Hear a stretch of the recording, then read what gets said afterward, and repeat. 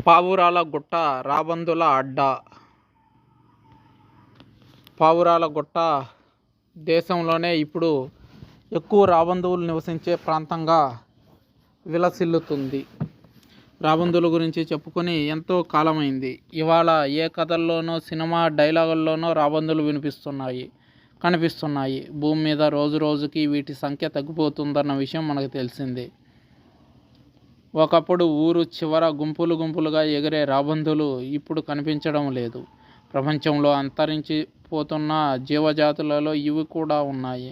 అయితే ఈ అరుదైన రాబందుల ఉనికి మన రాష్ట్రంలో ఉంది.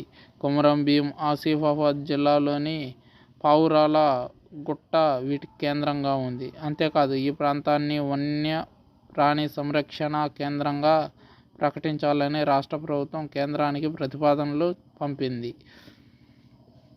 జటాయు పేరుతో ఇక్కడ కేంద్రాన్ని ఏర్పాటు చేయాలని విజ్ఞప్తి చేసింది. జిల్లాలోని కాగజ్ నగర్ ఫారెస్ట్ డివిజన్ పరిధిలోని పెంచికల్పేట్ మండలం నందిగామ గ్రామ సమీపంలో పావురాల గుట్ట ఉంది.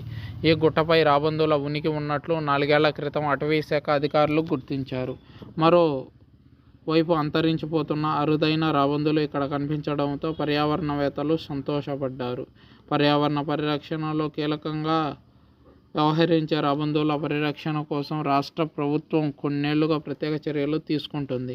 రాబందుల సంరక్షణ కోసం కొన్ని నిధులను కేటాయించి సిబ్బందిని, అధికారులను కూడా నియమించింది.